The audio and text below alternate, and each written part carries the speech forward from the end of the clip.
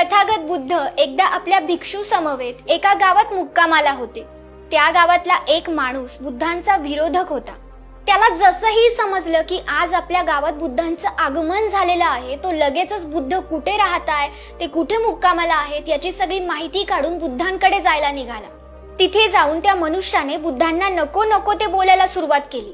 तो त्यांना काहीही बोलत होता, पण बुद्ध मात्र काहीही प्रतिक्रिया देत नव्हते। त्याला समजलं की बुद्ध तर फार हुशार आहेत, हे मला अशी काही प्रतिक्रिया द्यायचे नाहीत। मग त्याने बुद्धांना शिवीगाळ करायला सुरुवात केली, पण तरीही बुद्ध मात्र शांतच बसून होते।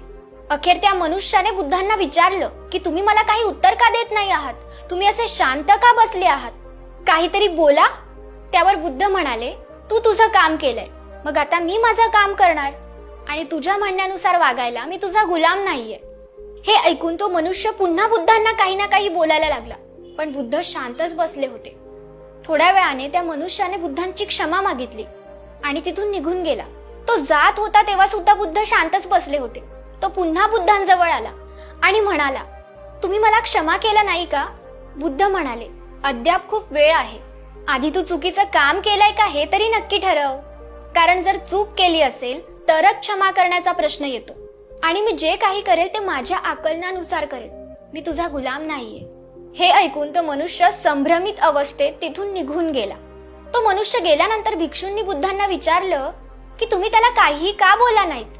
यावर बुद्ध म्हणाले की समजा एखाद्या व्यक्तीने तुमच्यासाठी भरपूर भेटवस्तू आणल्या आहेत, पण तुम्ही त्या स्वीकारल्याच नाही, तर काय होईल? भिक्षू म्हणाले की मग त्या भेटवस्तू त्या मनुष्याला परत घेऊन जाव्या लागतील। अगदी याचप्रमाणे तो मनुष्य मला भेटी दखल शिव्या घेऊन आला होता, पण मला त्या स्वीकारायच्या नव्हत्या, म्हणून मी त्या नाही स्वीकारल्या आणि त्यामुळे त्या शिव्या त्यालाच परत घेऊन जाव्या लागल्या आणि ती शिवीरूपी भेटवस्तू आताही त्या माणसाच्या सोबतच आहे। बुद्धांकडून कशा प्रकारची कर्म घडत होती हे आपल्याला या उदाहरणामधून समजतं। कोणते कर्म केल्यानंतर कर्मबंध उरणार नाही, ही गोष्ट आपल्याला अशा काही महान पुरुषांच्या जीवनातून समजते।